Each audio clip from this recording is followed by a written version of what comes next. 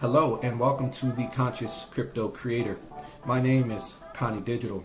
I am an OG in the NFT Web3 space. I've been involved in crypto since 2013 when I first learned about Bitcoin. So today I wanted to take the time to speak to you about NFT resale royalties and why I think smart contracts have the potential to completely change and revolutionize the lives of artists. Up until now, there was no point in history where artists could automate resale royalties into their artwork. A royalty is essentially a guaranteed stream of income based on the use or sale of an underlying asset.